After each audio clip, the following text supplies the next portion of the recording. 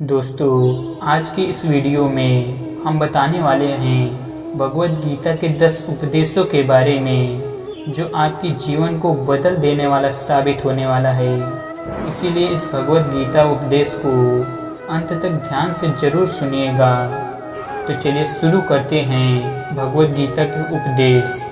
पहला उपदेश, इस सृष्टि में जो जन्म लेता है वो निश्चित रूप से मृत्यु के अधीन हो जाता है। दोस्तों, यहाँ भगवान श्री कृष्ण कहते हैं कि इस मृत्यु लोक का हर एक प्राणी, चाहे वो मनुष्य हो या पशु पक्षी हो या फिर पेड़ पौधा हो, हर सांस लेने वाला प्राणी अपने जन्म के साथ मृत्यु को भी लेकर आता है। हर प्राणी को एक न एक दिन निश्चित क्षण पर मरना अर्थात अपने शरीर को त्यागना ही पड़ता है। दूसरा उपदेश, मनुष्य को सिर्फ कर्म करने का अधिकार है, फल की इच्छा करने की नहीं। दोस्तों, यहाँ भगवान श्री कृष्ण कहते हैं कि मनुष्य को चाहिए कि फल की इच्छा त्याग कर कर्म को अपना धर्म समझकर करें, क्योंकि जो भी मनुष्य फल प्राप्ति की इच्छा करता है उसका मन फल के बारे में सोचकर अपने कर्म और कर्तव्य से विचलित हो जाता है और उस इंसान को वो फल प्राप्त नहीं होता है जिसकी उसने इच्छा की थी।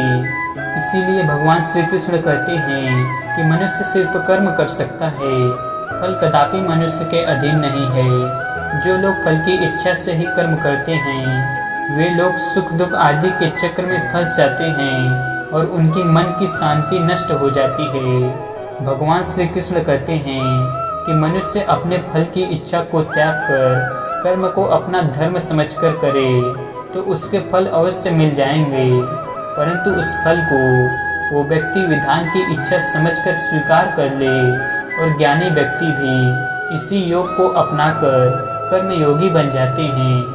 दोस्तों, तीसरा उपदेश, इस विश्व में केवल शरीर मरते हैं लेकिन आत्मा अविनाशी है। शरीर के मरने पर भी आत्मा नहीं मरती है। दोस्तों, यहाँ भगवान श्री कृष्ण कहते हैं कि आत्मा न कभी जन्म लेती है और न ही कभी मरती है। वो अजन्म, नित्य, सनातन और पुरातन है, जो शरीर के मारे जाने के बाद भी नहीं मरती है। जो सचमुच ज्ञानी होते हैं वो ना उनका शोक करते हैं जो मर गए हैं और ना ही उनका शोक करते हैं जो अभी जिंदा हैं, क्योंकि वो जानते हैं कि जो मर गया है वो फिर से जन्म लेगा और जो अभी जीवित है वो अवश्य ही मर जाएगा। मरने वाला फिर से जन्म लेगा, क्योंकि केवल शरीर का नाश होता है। शरीर के अंदर जो आत्मा है वो कभी भी नहीं मरता है, क्योंकि आत्मा को ना कोई शस्त्र काट सकता है और ना ही उसे अग्नि जला सकती है, ना ही जल गला सकता है और ना ही इसे वायु सुखा सकती है। चौथा उपदेश, अपने मन को नियंत्रित करो। दोस्तों, यहाँ भगवान श्री कृष्ण कहते हैं कि मनुष्य के शरीर का एक अदृश्य अंग है मन, जो कभी दिखाई नहीं देता, परंतु वही शरीर का सबसे शक्तिशाली हिस्सा है। मनुष्य को घमंड की मदिरा पिलाकर मदहोश करने वाला पाखंडी केवल ये मन ही है। उसके हाथों में मोहमाया का जाल है जिसे वो मनुष्य की कामनाओं पर डालता रहता है और उसे अपने वश में करता रहता है। ये मन शरीर से भी मोह करता रहता है और अपनी खुशियों से भी और अपने दुखों में भी मोह करता रहता है। खुशियों में खुशियाँ भरी गीत गाता है और दुख में दुख भरे गीत गुनगुनाता है। अपने दुखों में दूसरे को शामिल करके उसे खुशी मिलती है। किसी भी मनुष्य को उसका मन जीवन के अंत तक अपने जाल से निकलने नहीं देता। अपने रस्सी में बांधकर उसे तरह तरह के नाच नचवाता रहता है। ऐसा तब तक होता रहता है जब तक हम अपने आप को मन के अधीन रहने देंगे, तब तक हमारा मन हमें नाच नचाता रहेगा। मनुष्य का मन मनुष्य को इतनी फुर्सत भी नहीं देता है कि वो अपने अंदर में झांक कर अपनी आत्मा को पहचाने और आत्मा के अंदर जिस परमात्मा का प्रकाश है उस परमात्मा का साक्षात्कार करे। किसी भी जीवित प्राणी के लिए आवश्यक है कि प्राणी अपने मन को काबू में करके अपने अंदर में झांक करके अपनी आत्मा को देखे तब उस आत्मा के अंदर उसे परमात्मा का प्रकाश स्पष्ट दिखाई देगा और उसी को ही परमात्मा का साक्षात्कार कहते हैं। पांचवा उपदेश, हमारा शरीर और मन कैसे काम करता है। दोस्तों, यहाँ भगवान श्री कृष्ण कहते हैं कि मनुष्य का शरीर एक रथ के भांति है। जैसे आँख, कान, नाक, जीभ और त्वचा आदि इन इंद्रियों घोड़ों को जो सारथी चलाता है, वो सारथी ही हमारा मन है और उस रथ में बैठा हुआ स्वामी वही हमारी आत्मा है। मनुष्य की इंद्रियों विषयों की ओर आकर्षित होती रहती हैं और ये सब तभी तक हो सकता है जब तक जीवात्मा अपने मन को काबू में ना लाए। जब तुम स्वयं अपने मन के अधीन ना रहकर अपने मन को अपने अधीन कर लोगे तो वही एक अच्छे सारथी की तरह तुम्हारे शरीर रूपी रथ को सीधे प्रभु की चरणों में ले जाएगा। यदि मन तुम्हारा स्वामी है और तुम उसके अधीन हो तो वो तुम्हें माया के बंधन में जकड़ कर रखेगा और जब तुम अपने मन पर काबू पालोगे और उसके स्वामी हो जाओगे तो वही मन तुम्हें मोक्ष के द्वार तक ले जाएगा। छठा उपदेश, दोस्तों, भगवत गीता के अनुसार इस दुनिया में 3 प्रकार की खुशी होती है। पहली खुशी तामसिक खुशी है। दोस्तों, पहली प्रकार की तामसिक खुशी हमें ज़्यादा सोने से या ज़्यादा आलसी होने के वजह से मिलती है, यानी कि आराम करने वाली खुशी। दूसरा राजसिक खुशी है। दोस्तों, राजसिक खुशी हमें जो किसी मटेरियल गोल को अचीव करने के बाद मिलती है, जैसे कि पैसे कमाना, गाड़ी खरीदना, दारू पीना आदि चीज़ें करने से जो हमें खुशी मिलती है वो राजसिक खुशी होती है। तीसरा खुशी सात्विक खुशी। दोस्तों, ये जो तीसरी प्रकार की खुशी होती है उसे सात्विक खुशी कहते हैं। भगवत गीता ये कहती है कि तामसिक और राजसिक ये दोनों खुशियाँ अस्थायी होती हैं, पर सात्विक खुशी वो पहले हमें जहर की तरह लगती है लेकिन बाद में वो हमें शहद की तरह लगने लगती है।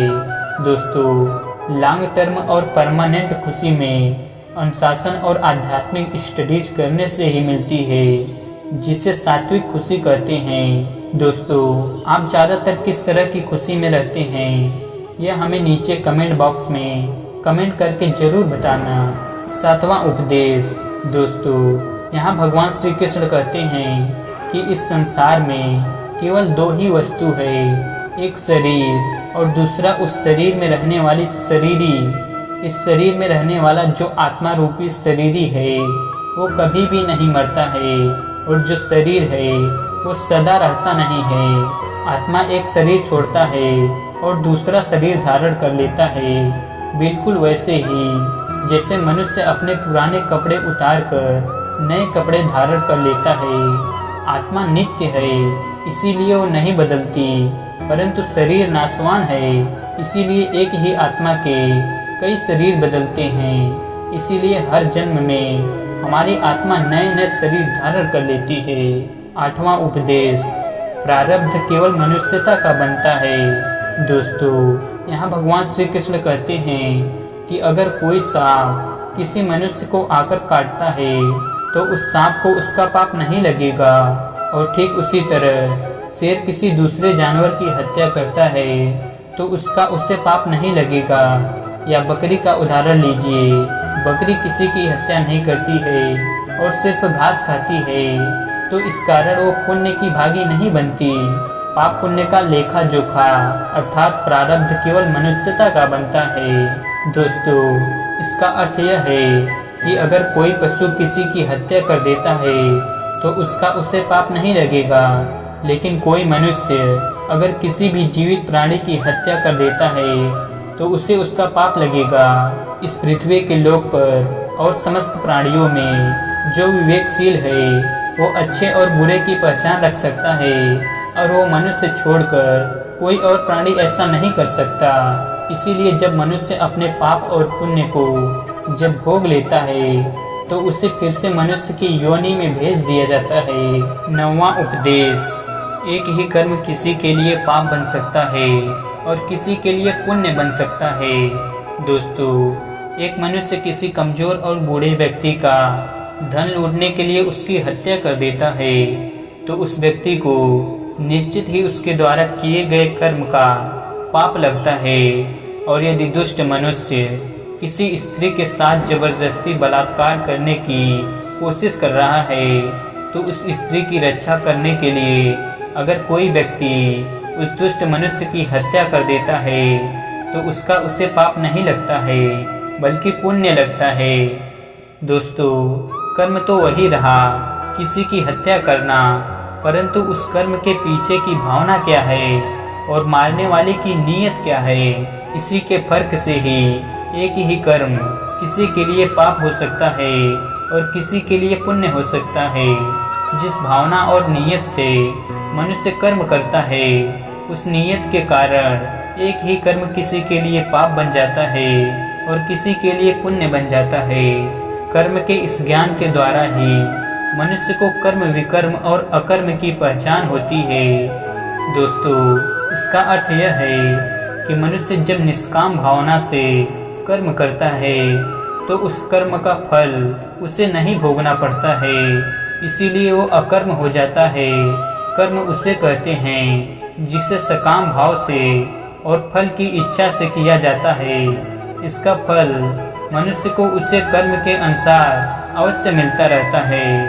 अच्छे कर्म का फल अच्छा मिलता है और बुरे कर्म का फल बुरा मिलता है। और जो असत्य, कपट, हिंसा आदि अनुचित और निश्चित कर्म को विकर्म करते हैं। 10वां उपदेश, हर मनुष्य का प्रथम धर्म क्या है और अपने धर्म का विधान मनुष्य खुद बनाता है। दोस्तों, इसका अर्थ समझाते हुए भगवान श्री कृष्ण कहते हैं कि धर्म का जो विधान है अगर उसे किसी दूसरे व्यक्ति ने बताया हो तो वो तुम्हारा धर्म नहीं हो सकता है। तुम्हारा धर्म वही है जिसे तुमने स्वयं बनाया हो, जिसे तुम्हारी आत्मा ने स्वीकार किया हो। धर्म एक व्यक्तिगत चीज है जिसका फैसला व्यक्ति को खुद लेना पड़ता है। दोस्तों, मैं आपको एक उदाहरण देकर समझाता हूँ। दोस्तों, अगर किसी के गांव पर डाकू हमला करके गांव की लड़कियों का अपहरण कर रहे हों और उसी समय किसी का पिता मृत्यु शैया पर खड़ा अंतिम सांस ले रहा हो और अपने पुत्र से बार बार पानी की एक एक घूंट मांग रहा हो तो उस समय उस व्यक्ति का यानी कि उस पुत्र का क्या धर्म होना चाहिए?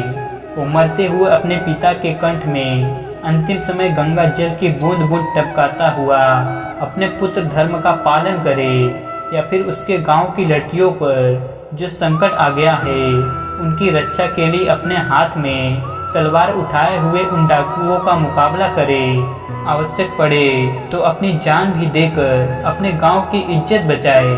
दोस्तों, इसका निर्णय कोई दूसरा व्यक्ति कैसे कर सकता है? इसको धर्म का दौराहा या धर्म संकट भी कहते हैं। ऐसी स्थिति में वो व्यक्ति क्या करे, उसका फैसला कोई और व्यक्ति नहीं कर सकता, बल्कि यह निर्णय उसे खुद ही लेना पड़ता है कि उस समय उसका प्रथम धर्म क्या है। उस समय उसकी अंतरात्मा जो आवाज दे रही है वही उसका धर्म है। इसीलिए दोस्तों, हर व्यक्ति का धर्म व्यक्तिगत होता है और मनुष्य अपने धर्म का विधान मनुष्य खुद बनाता है। तो दोस्तों, यह थे भगवत गीता के 10 उपदेश। आप सभी को यह 10 उपदेश कैसे लगे यह हमें नीचे कमेंट बॉक्स में कमेंट करके जरूर बताएं। और अगर आपको यह 10 उपदेश अच्छी लगी हो तो इस चैनल को सब्सक्राइब करना ना भूलें। चलिए मिलते हैं किसी अगली वीडियो में, तब तक के लिए अपना ख्याल रखें। धन्यवाद। जय श्री कृष्णा।